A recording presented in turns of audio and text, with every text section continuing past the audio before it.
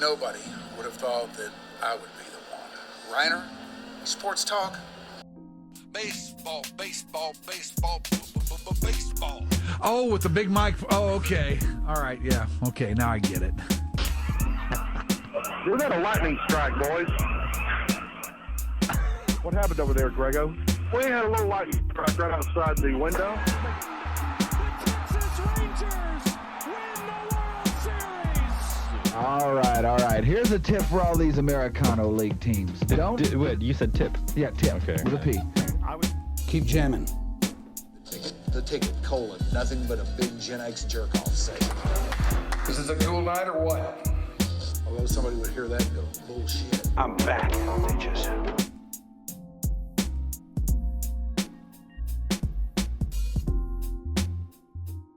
Hey, guys and gals. My name's Mike. I like Steely Dan. I like Steely Dan a lot. And today, I am at the EarthX Conference at the Anatole Hotel. Very, very high-minded. Do you remember how Logan Roy once told his kids that he was not turning things over to them because they are not serious people? Well, if you want serious people, you find them here. They're everywhere. One of those guys who is very serious is Jeff Skunk Baxter, who you might recognize as the guitar player in Steely Dan. Well, I had a chance to sit down and talk to the great Jeff Skunk Baxter, formerly of Steely Dan and the Doobie Brothers, and many, many other musical endeavors over the years. He's one of the greatest guitar players out there. Now he makes his own solo albums, and you should check those out. But we are here, inside here. He just left, but before he did, I sat down with him for about 45 minutes to an hour or so. Just me and him talking about stuff. Here it is. First of all, what should I call you? Jeff or Skunk? Well, I don't know. Skunk is my call sign, so I'm used to it. Everybody from my friends to President Bush called me Skunk, so I guess that's it. Okay, that'll work. I won't ask you how you got the nickname. I know that's something you not... It'll be in my book. Yeah, you don't care to divulge that. You've got a book of your own coming out, and everybody can wait until then. But your career, both in music and what you've done after that, is just singular, unlike any that I've ever heard of, for sure. I remember some years back, I was talking to some of my friends about Steely Dan, and one of them said, "You know what Skunk Baxter's doing now, don't you?" And I said, "Well, no, I guess he's playing guitar." And he said, No, he's working for the government. He's in missiles and stuff like that. He wasn't real sure of it. Hey, I'm not even sure enough with about the nomenclature to work my way around it very well. But man, that's out here and then out here. That's quite a brain span you have. Well, this is an opportunity to dispel a misconception. I never stop playing. I do them. Both careers are concurrent. Yes. So, no, I'm still touring and still just put out a solo album last year. And so I'm still doing the music stuff. It's just the other stuff came along and an opportunity to, and I love my country, so I'm giving back. I had the opportunity to peruse some of your solo stuff today. And don't know if anybody knows this or not, but Skunk is doing a few Steely Dan tunes. And I heard you do My Old School today. Oh. And you were singing that. Somebody had to, yeah. I'd actually wanted Steve Tyler to do it. I sent him a copy, and I just did a scratch vocal. And Steve said, "Well, who sang this?" I said, "Well, I just sang it for scratch for you." And I said, "Well, why don't you do it?" I said, "I'm not a singer." He said, "Yeah, you should do it." And I said, "Okay. You're not pulling my leg." I said, "No." So Steven Tyler talks you into this, huh? Yeah. Yeah, and but I trust him. I know him. He's a friend, so okay. If you say so. How old were you when you first started playing guitar? 9 years old.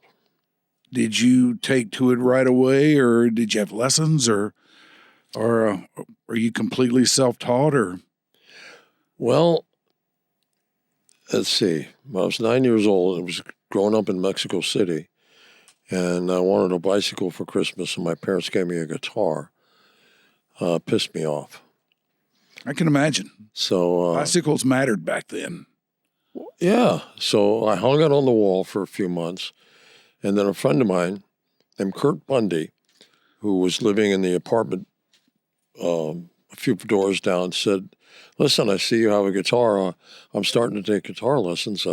If I show you some chords, maybe we can have somebody to play with." So as soon as I actually got to it, I realized this is awesome.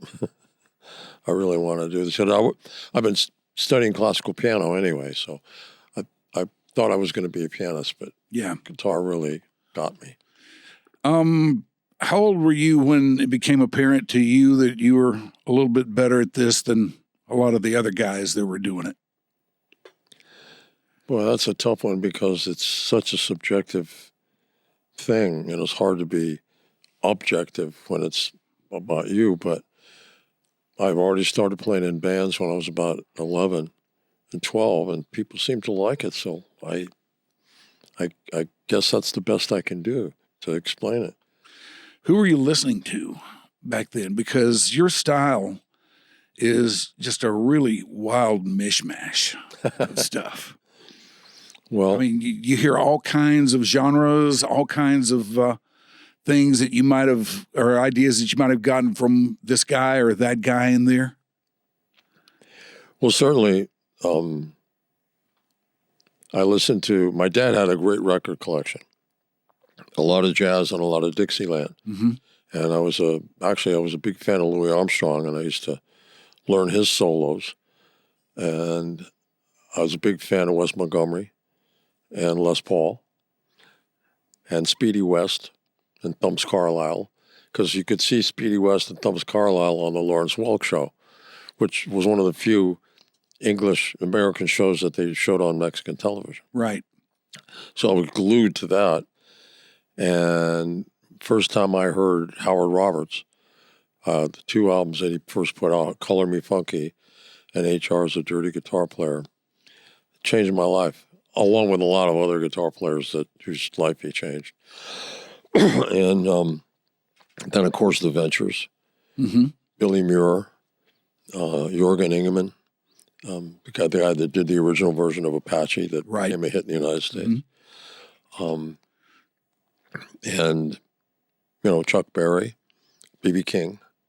So it was an interesting conglomeration of folks. Plus, growing up in Mexico was such an eclectic music scene.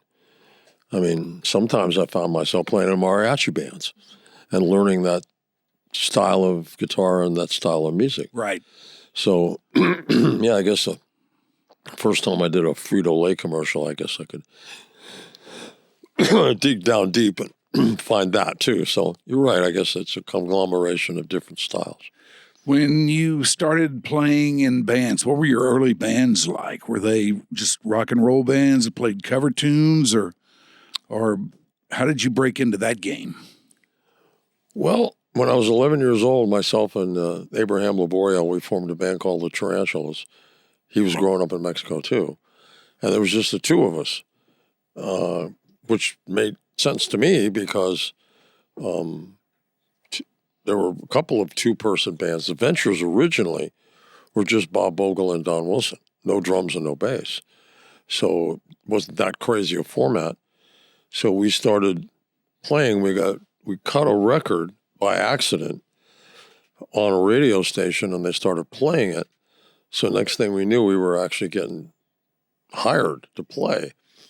And by that time, I had been fortunate to meet some very, very, very excellent Mexican musicians. Mm-hmm. Guys like Humberto Cisneros and Johnny Ortega, the guys that played in a band called Los Hooligans. great rock band. And we became friends, and every once in a while I would play with them, and they introduced me to the Mexican rock scene, which was awesome. Great drummers, great bass players, great guitar players. So I ended up playing in a number of bands at a very early age. Now, how would you categorize the difference in the sound of the Mexican rock scene as opposed to the American rock scene? Well, I guess it's hard to to generalize, but there was a certain urgency to the Mexican musicians. Mm-hmm. Many of the bands, Los Locos de Ritmo, Los Hooligans, Los Opson Boys, these bands would take American rock tunes and translate them in Spanish and do their own arrangements. And for the most part, the arrangements were really hardcore. So I think the big difference was the amount of energy and drive that they demonstrated when they were, interpreting American music. And then there were some folks that wrote original stuff too. So that was pretty impressive, I thought. How old were you when you moved back to the United States? I was 16, I think. Yes. Because I was living in Mexico, but I was going to school in the United States. So sometimes I would commute, sometimes I would stay in New York and work in the music stores on 48th Street and then not go home, because why go home for 2 weeks? Right. On a vacation. But I definitely put my feet back on U.S. soil when I was around 16. And did you start playing in bands right away? Oh, yeah. I was playing in bands even when I was commuting. Oh, really? Yeah. In New York. So playing in bands is something you've done all your life, pretty much. Pretty much, yeah. Playing with other musicians. It's fun, isn't it? Hard to beat. So how did you first run across Donald and Walter? Or Donald or Walter?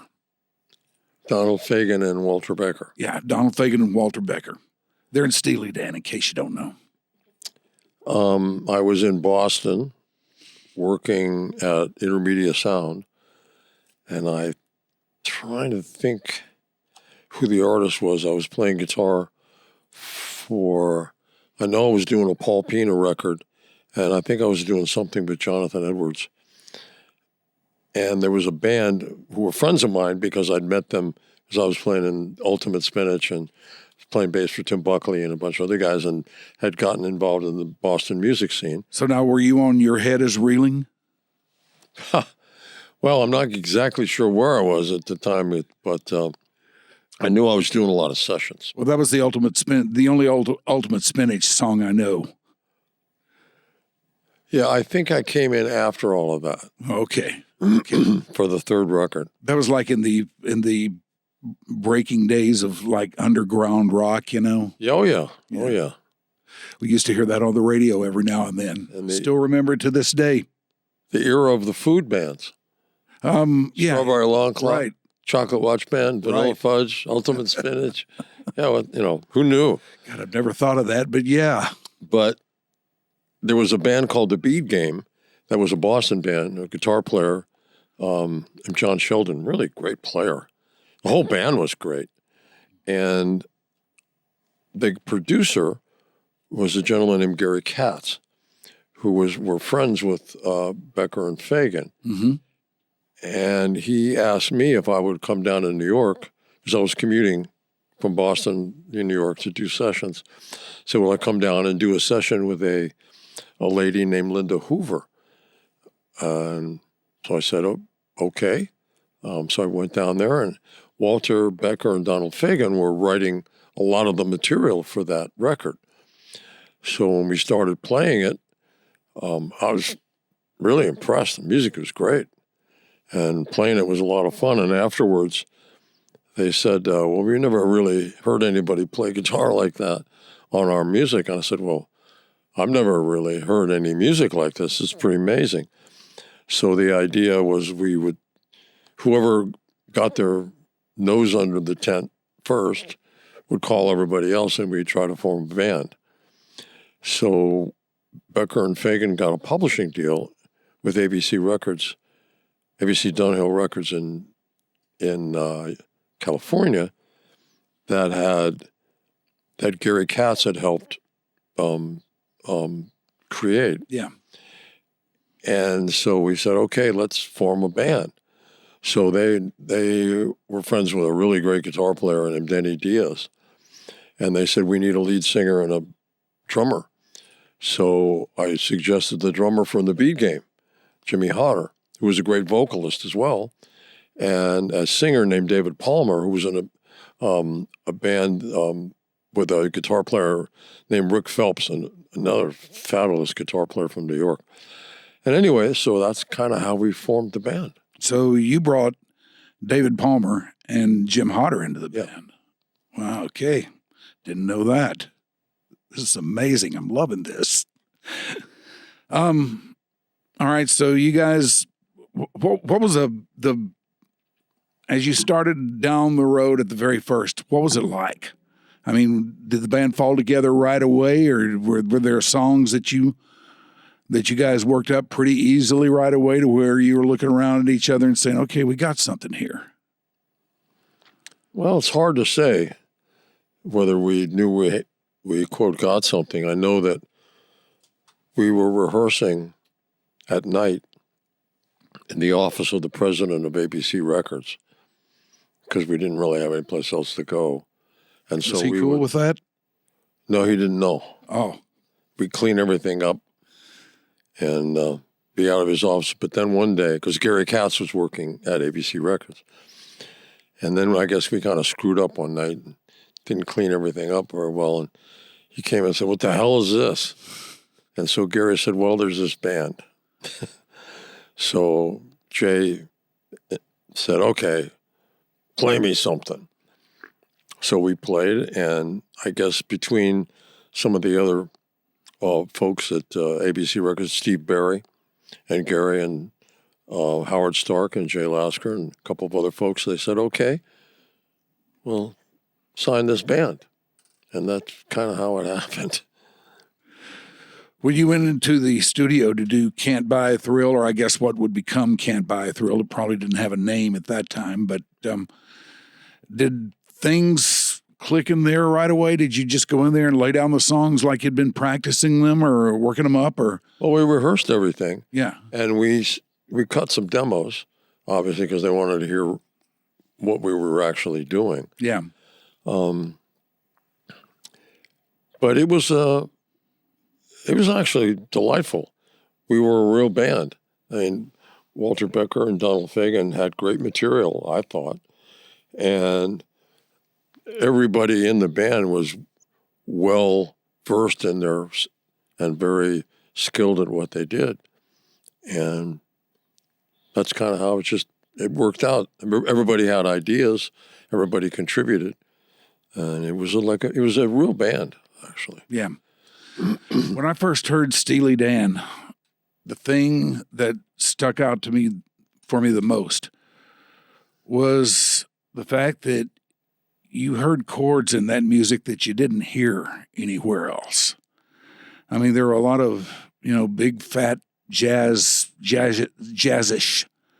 sounding chords. What Steve Lukather calls adult chords. Yes. He's not wrong about that. That's what Luke says, adult chords, yeah. But that's what stuck out to me the most about that record. Did that come together right away for you guys? Well, come together in a sense that it wasn't foreign territory at all. Again, I'd been listening to some, great players, Teddy Bunn, Kenny Burrell, Wes Montgomery, guys like that, Les Paul.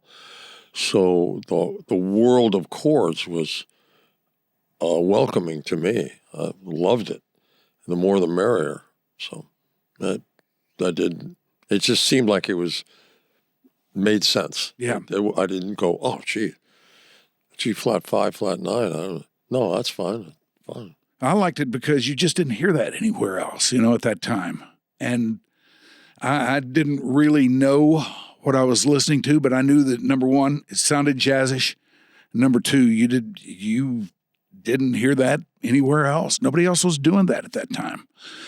But when it came time for a guitar solo, that's another thing that really grabbed me by the neck and threw me down.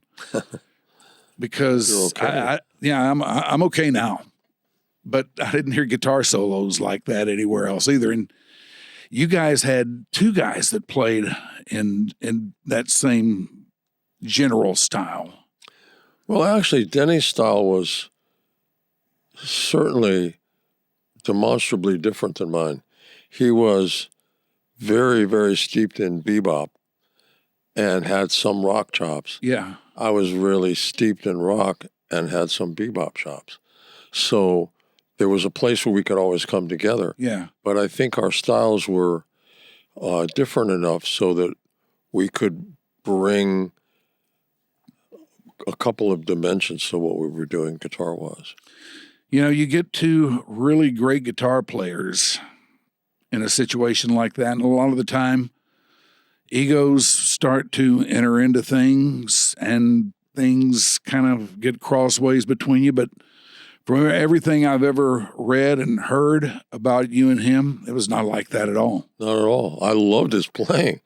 So if there was a song that sometimes both of us would take a shot at it, and if I thought what Denny was doing was way cooler than what I was doing, I'd say so.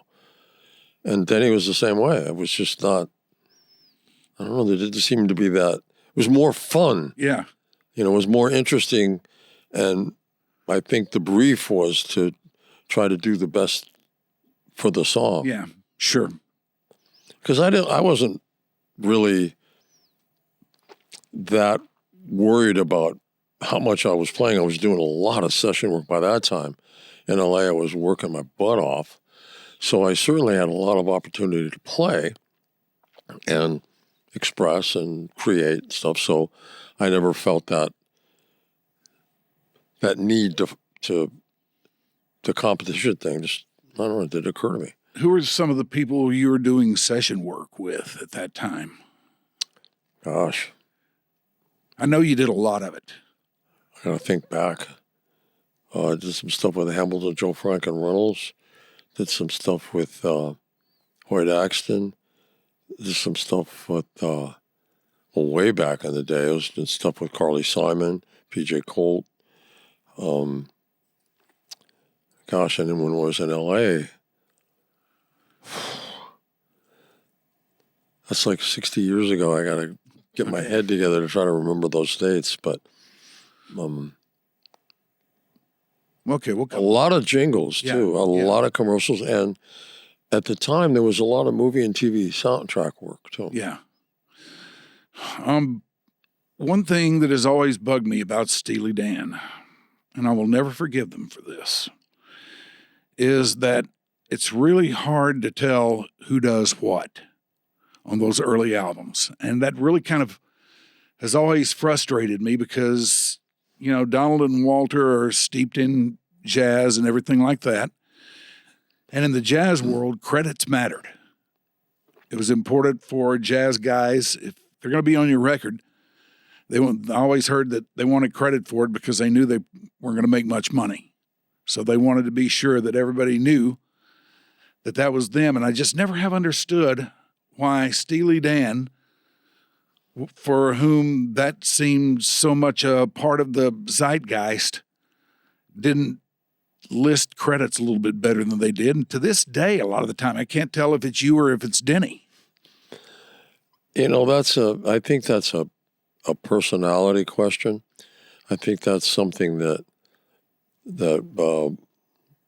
Walter Becker and Donald Fagen used as an application, I guess. For some reason, and actually I didn't have a problem with it at the time, the idea that it was, who cares? Yeah. It was just not a big deal. It was a band. Yeah. And that was kind of okay. Yeah. So you go along there with them. You make the second album, Countdown to Ecstasy, another great album. And then the third album, Pretzel Logic, which contained Ricky Don't Lose That Number, which I believe, I may be wrong about this, but I believe to this day that's their biggest charting hit. That's correct. And then somewhere along there, did things started to noticeably change in the dynamic of things? Well, I think with success comes opportunity, and with opportunity comes desire. And I think Walter Becker and Donald Fagen, because of the success of the first two albums, that they wanted to reach out to have other musicians besides the band interpret their music. Well, fair enough. And I was certainly busy. I was playing steel in Linda Ronstadt's band. Because Steely Dan had opened for the Doobie Brothers a number of times, they had asked me to play, would I like to sit in for a couple of songs, and then would I like to sit in for 5 songs, and then would I like to sit in for 10 songs? And the next thing I knew, I was kind of playing in both bands. So when Becker and Fagen decided they didn't want to tour anymore and just concentrate on making records because of the level of success offered them that opportunity, literally I was out on the road with the Doobies, and when they decided they didn't want to tour anymore, I said, well, that's kind of it for me and Steely Dan. And the Doobies said, well, now you're in the Doobie Brothers. Okay. So let's see. The Doobie Brothers at that time, was Tom Johnston in the band then? Oh, absolutely. Because there was one time when I went to see them and he was not there. And of course, we had no way of knowing that back then. Those things were not made known to the masses that, one of the key cogs in the band was not going to be there. And it was pretty clear that everybody else up there was just trying to cover for him the best they could. And it was a good show and everything like that, but it just seemed like, I don't know, it just seemed like there was a weird dynamic when he wasn't there. Well, you remove, a powerful personality from anything, and it certainly changes. I mean, I had to make a very quick decision, when Tom had some serious health issues, to get Michael McDonald to come into the band. And I think that's probably around the time that you're talking. Yeah, it is. It took him a little while to find his sea legs. Yeah, at that show, it was pretty clear that he wasn't real well worked in yet. But he was singing his ass off. Oh, yeah, he was. And people, I remember the first show that we did with Michael, and we got 7 encores. So something must have happened. Yeah. And somebody must have liked what we were doing. And it certainly matured and developed very quickly into something else. Where'd you run across him at? Michael was coming out with us to tour in Steely Dan to play keyboards and to sing backup. Okay. Well, when he joined the Doobie Brothers, it certainly had, the direction of the band seemed to change quite a bit. Well, number one, when you add a keyboard to a guitar band, it definitely changes the dynamic. And Michael's songwriting skills and his voice, both extremely powerful, certainly moved things in another direction, which I have no problem with. I've seen a number of bands do that, bands like Fleetwood Mac. Yeah. It's just because there is inherent deep musical talent in the band means that it can explore and search and look for new avenues of creativity. And the Doobie Brothers were no different. The inherent musical talent in that band, some of which had never really been developed because it hadn't been challenged in different styles, especially the stuff that was coming from Michael. Those guys stepped up. I was amazed. I mean, Tyran Porter has got to be the most underrated bass player on the planet.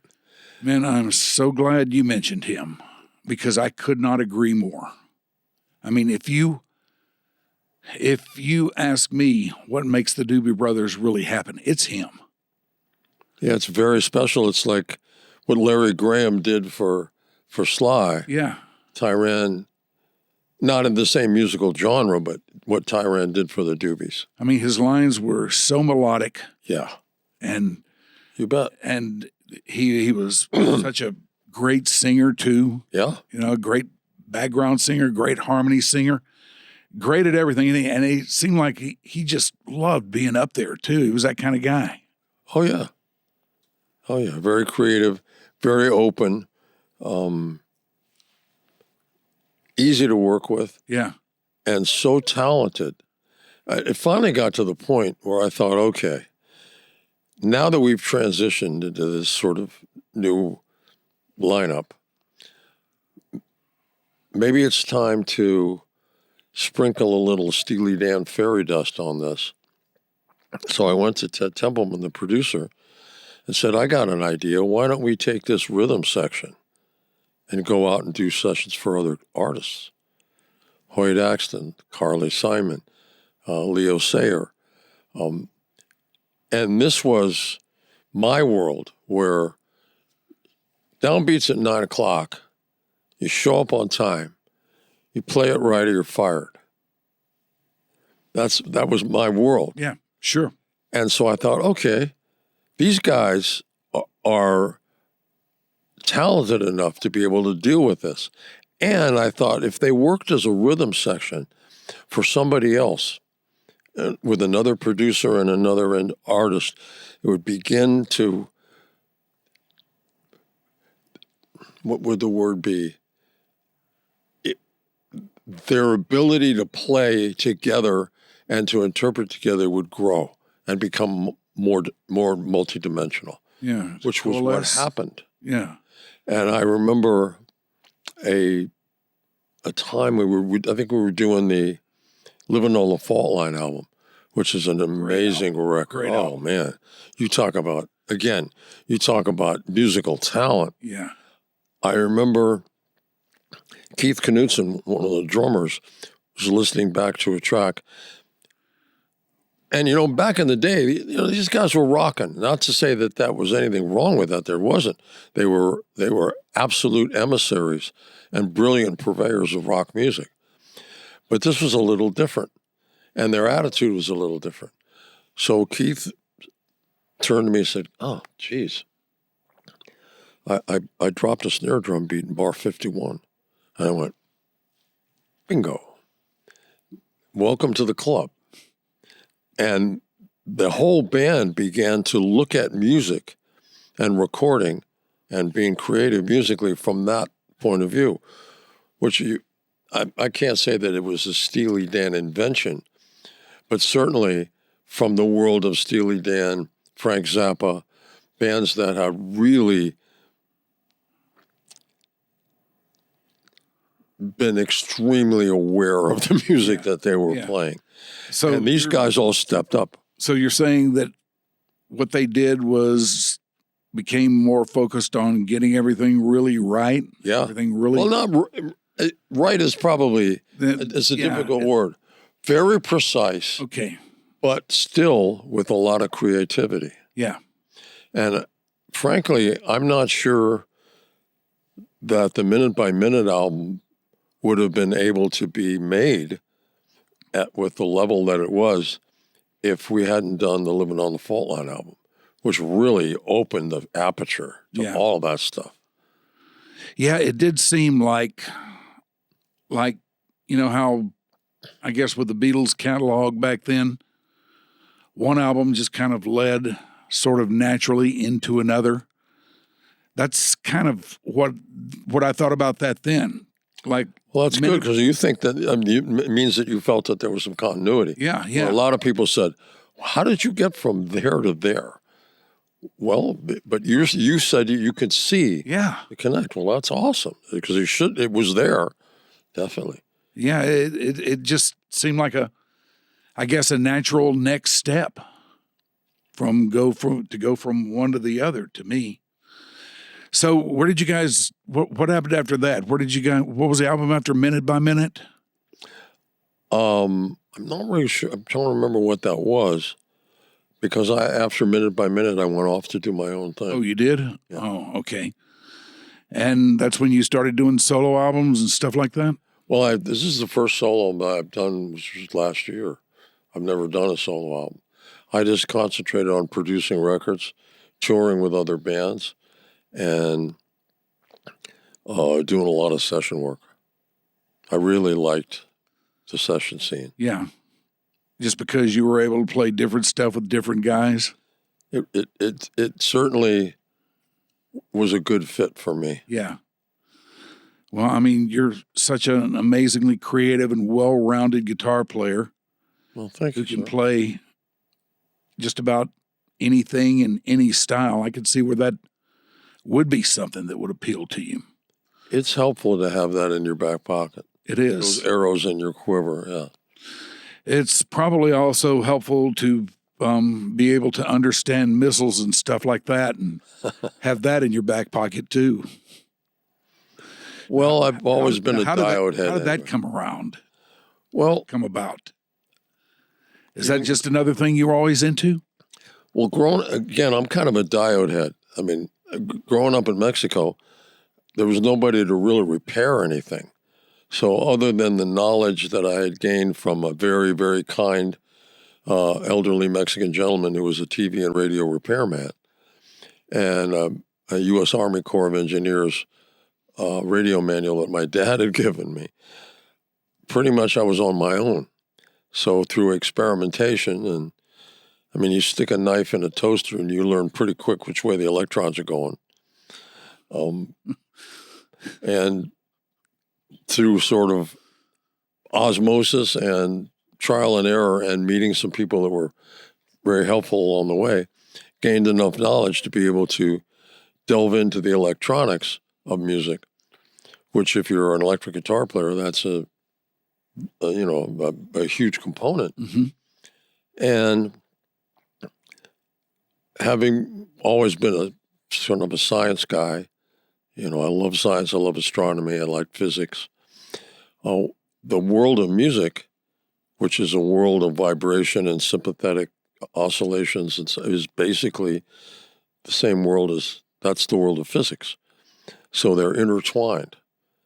And so understanding the principles of all of that gave me some insight into possibly modifying some U.S. weapon systems that were based on physics. I mean, I know it sounds flippant, but a radar is really just an electric guitar on steroids. The physics is all the same. So once you understand the basic physical principles, you're kind of on your way.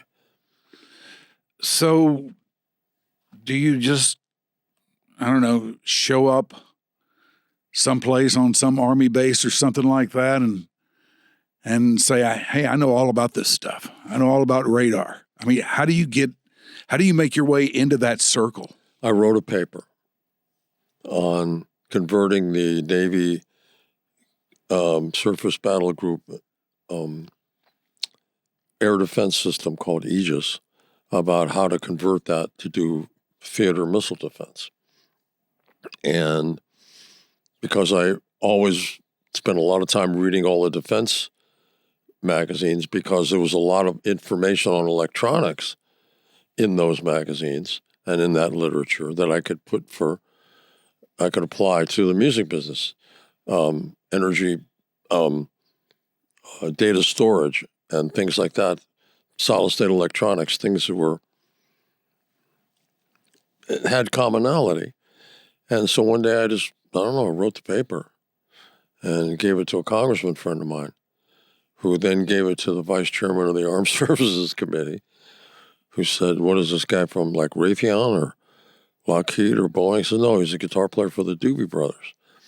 So I get a call from... And that guy must have said, get out of here. Well, he called me, and I went to Washington. He said, did you write this paper? I said, yes. He said, well, first of all, we're going to classify it.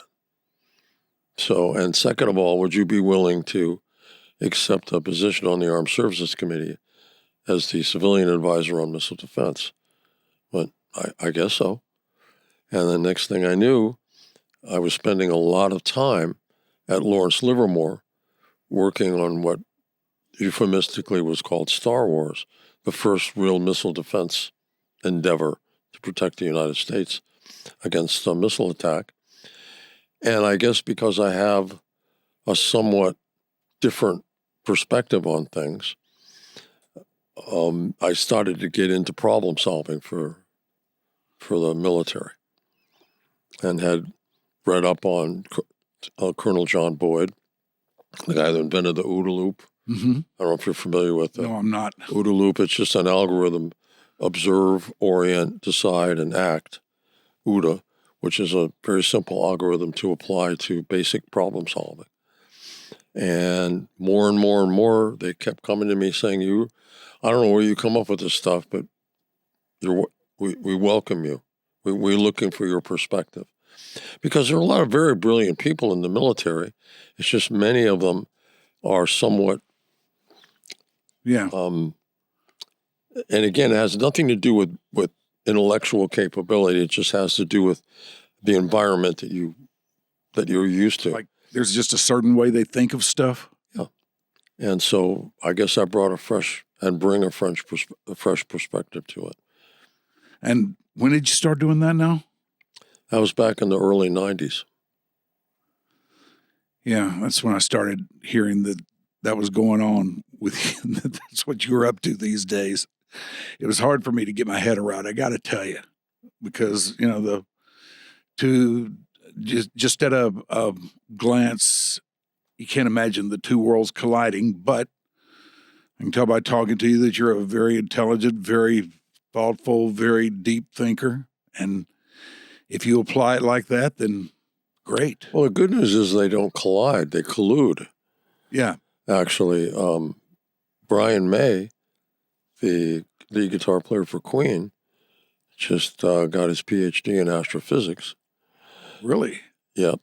And Paul Reed Smith, who is an excellent guitar luthier, yeah, called me up one day and said, I have a what I think is a really awesome underwater detection system. So I said, okay, let me see it. Showed it to me. I got on the phone, called Admiral Nevin Carr over at the Office of Naval Research and said, Nev, you got to see this. And so next thing I knew, he was building underwater detection systems for the U.S. Navy. There's a lot of folks that I know whose knowledge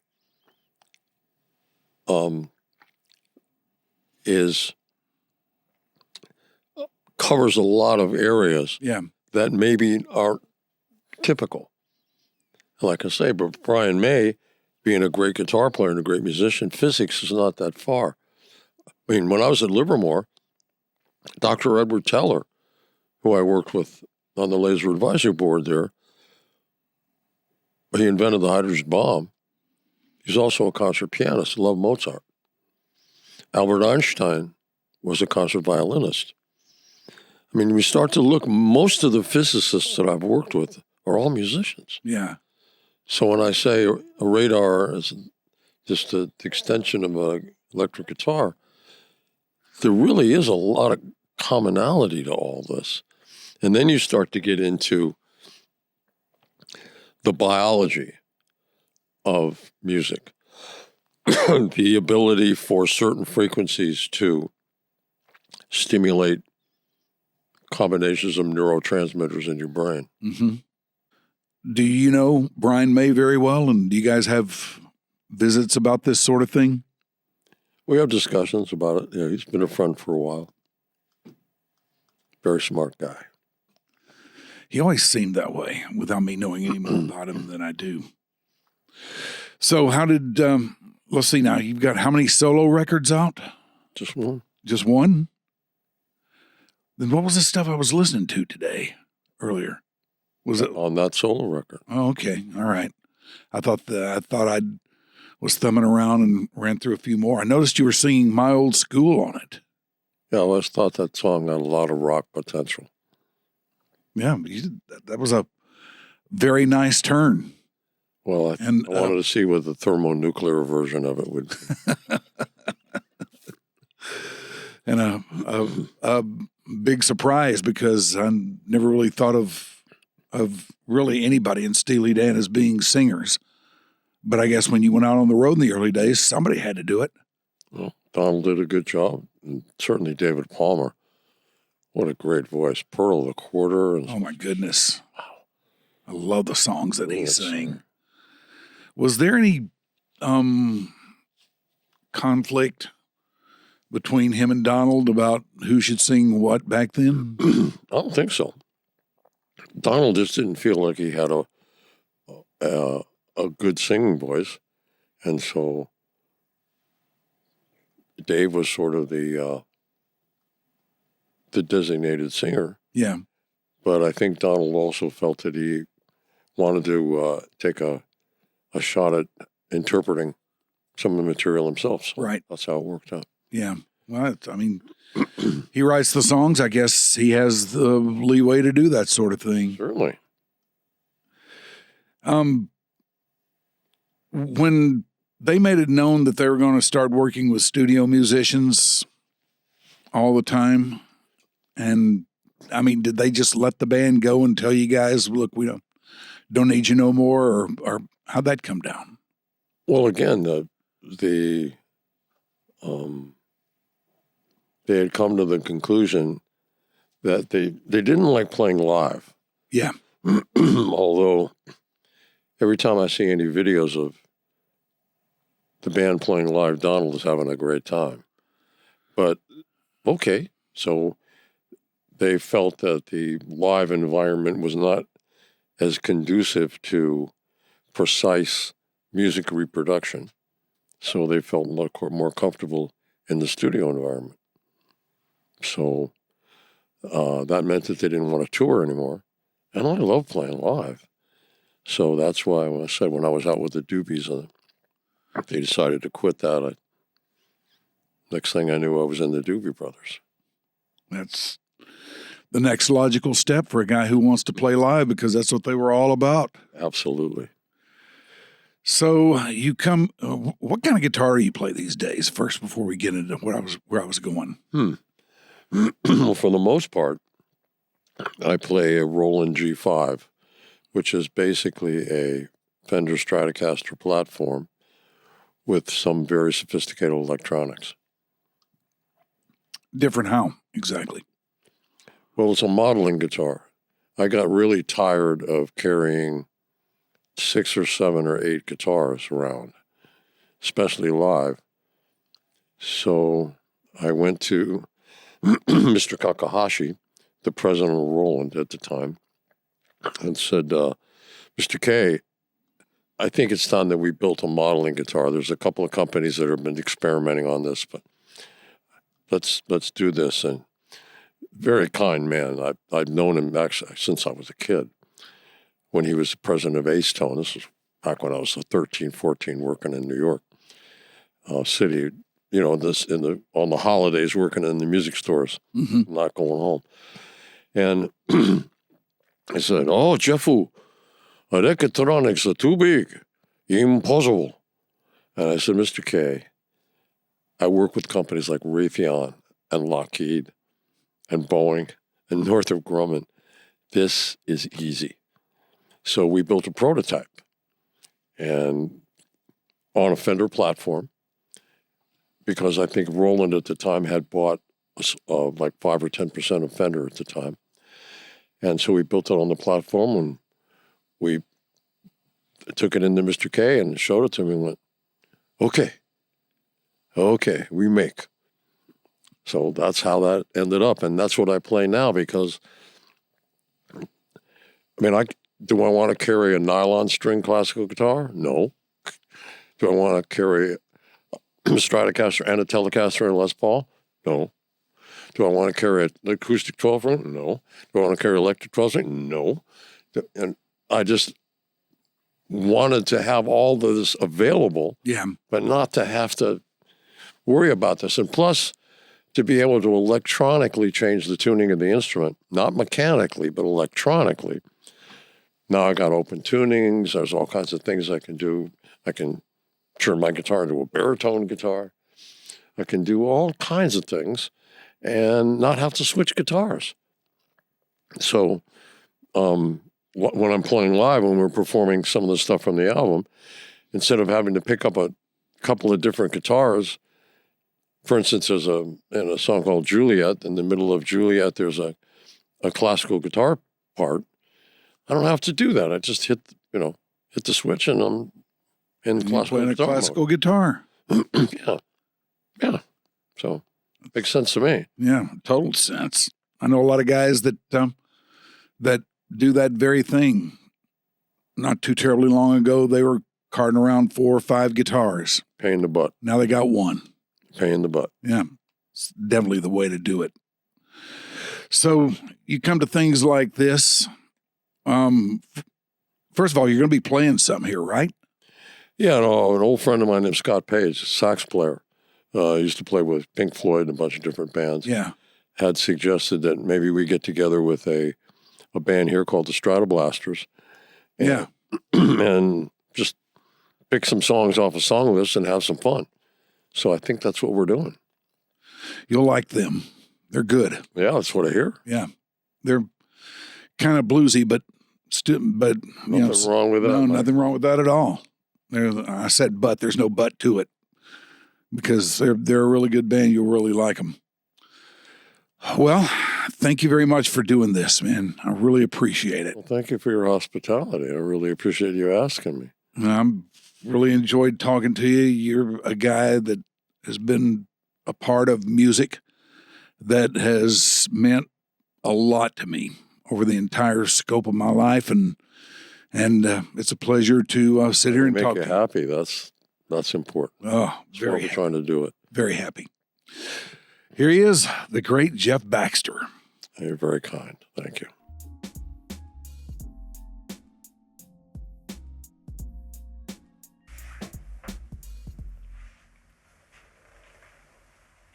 All right. I'm going to go take my pants off.